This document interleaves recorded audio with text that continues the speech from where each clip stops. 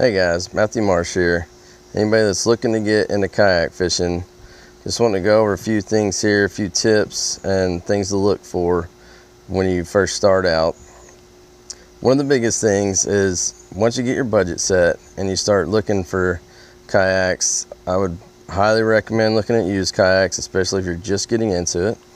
Look on Marketplace, the buy, sell, trade sites, get on kayak fishing pages on Facebook, get on general kayaking pages on Facebook.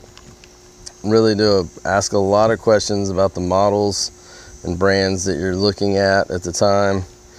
You're going to want to take a look at a couple things. They have sit-in kayaks and sit-on kayaks. I prefer sit-on kayak for fishing.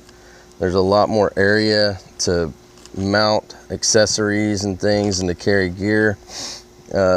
And another reason, and one of the main reasons, is if you do get out there and happen to have a spill out of your kayak, sit-on kayaks are a lot easier to flip back over and get back in. If you have a scupper plug pulled out, the water will drain right out. It doesn't hold inside like a sit-in kayak, so it's a lot easier to get back in when something goes wrong out there.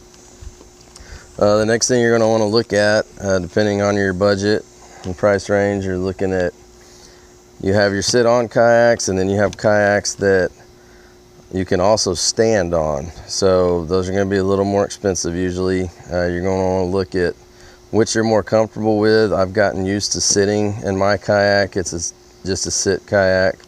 You can't really stand in it. I mean, I guess you could if you're really well balanced, but for the most part it's designed for sitting in. But there are a lot that are designed for standing on, so you're going to want to really decide which one fits your style better. Another thing besides once you figure that out, which way you want to go, you're also going to want to look at, do you want a hand paddle kayak, which is what I have here, a foot pedal kayak, or an electric motor propelled kayak. Some of the models that you look at will actually have a console up here, an area where you can add a pedal drive or a electric motor drive later. Those are some things you're going to want to think about. Personally, I don't mind at this time paddling. I may upgrade later to a foot pedal kayak. Makes it a little easier to fish because you're not fighting so much with the hand paddle while you're out there trying to cast and reel in fish. But those are the things that you're really going to want to look at and narrow it down to what you think is going to fit your style best. And then, like I said, do a ton of research. Make sure that you find a kayak that's really stable, because that's the main key out there when you get to casting and reeling in fish and doing everything that you're going to do while out there fishing. Stability is the main factor. Another thing that you might look into, some of the better kayak stores actually do demo days, so you can go out and actually try out new kayaks of different brands and models and kind of see how they feel out on the water, so you can get a better idea of what you're looking for. Even if you end up going with a used kayak, it gives you an idea of what you're looking for when you start to look for kayaks.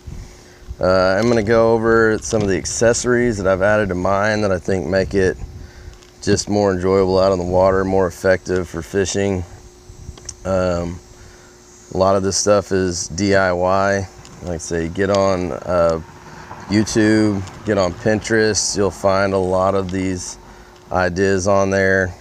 I plan on making a video. I don't have any of my tethers on right now because I'm just setting up, making sure I have all my stuff ready to go out this evening. But I'm going to do a video on how to make tethers out of weed eater string once I go get the crimps this week, because you want to tether everything down. That way it's a lot easier to keep track of stuff. But now we'll go over what's on my kayak, what I think are the basics that are needed, and kind of go through how I've done some of it. And if you have any questions, if you'd like some videos done on some of the things that I've done on here, I can definitely do that later on. So let's go ahead and check all this out. Okay, so one of the first things that I added on the kayak, because it's extremely windy here in Oklahoma, you're fighting the wind a lot. One of the things you're going to want to do is add an anchor, and I added an anchor trolley to mine. I have a screw link here And then down on the end, let me come down here, I just got 2 pulleys, one for the front, one for the back, and I bought these from Home Depot. They were like a few dollars a piece. Just had some paracord laying around the house. Attached one end to my drain plug because it's a screw in type and it's really sturdy, so it saved me from having to drill holes on this end. Going back down to the other end of the kayak, on this end, U-bolts, and drilled 2 holes, added a bunch of silicone, went through there, put washers and nuts on the inside with a ring right here to attach my pulley to. Really good system, because when you're out there and you're getting blown around by the wind, you're going to want to be able to change where your anchor point is, and the main reason is you're going to be able to angle your kayak to take the waves better and point yourself in the direction that you're wanting to actually fish. So I just have a spool of line right here. It's just some string. I have a carabiner attached to one end that I can clip the line through to kind of set my depth on that, and I run the line down through my screw link down to my anchor,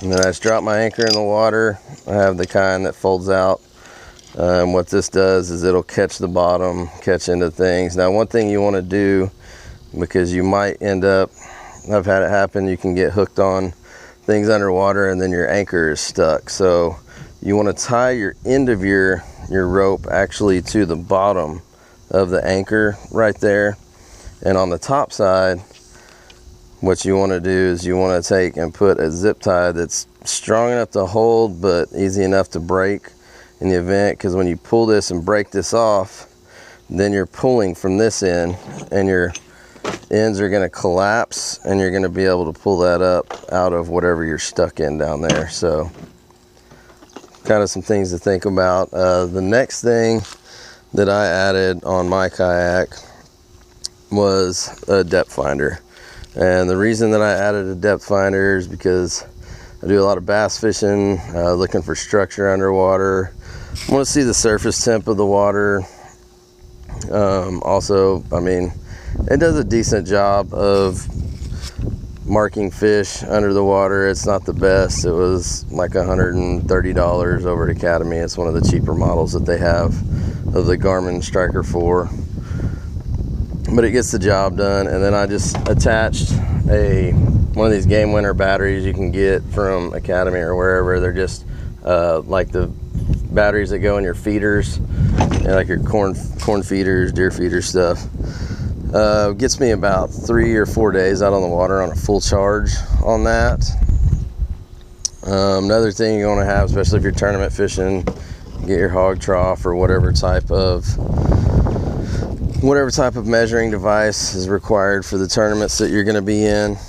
One thing I do like to have is a lot of the tackle boxes, just the small flat ones. Keep all your stuff in, because what I like to do is put a crate in the back of the kayak. And the reason I use a crate, I like it because I can take my stuff out easier, put it in easier. It's all in one place. Normally it's easy to turn around and reach and grab. Also added more pole holder space, and the reason I did that because it only comes with 2 pole holders on this one.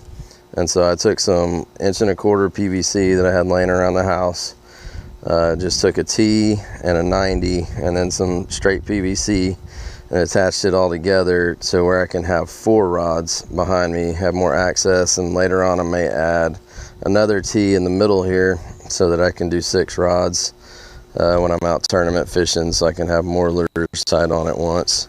Another thing you look at is this right here is just a little lantern light that I picked up from Academy for like $8. Probably find them cheaper other places or on Amazon or something, but I took and attached it to a PVC end cap just with a screw through the base of the lamp, and so when I open that, it gives me a 360-degree light, which is required anytime you're out fishing. at the different lakes. Like I say, you'll have different regulations in different lakes. Always check your regulations. Our lake, we have to have kind of a little boat permit. It's cheaper than a boat permit, but permit to be out on the water for the city. Next thing that I did as far as upgrading what I had, what came with it, let me unhook my paddle here and get it on out of the way. So my transducer, I had it mounted on the back originally, and I was having a lot of problems with scraping it coming in and out of the water.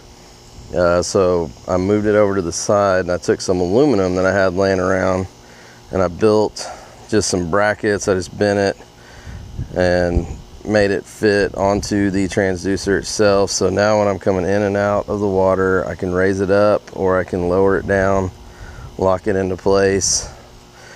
Let me do some adjustment on it. My screws are coming loose. I've been out in some pretty rough waters recently and gotten caught.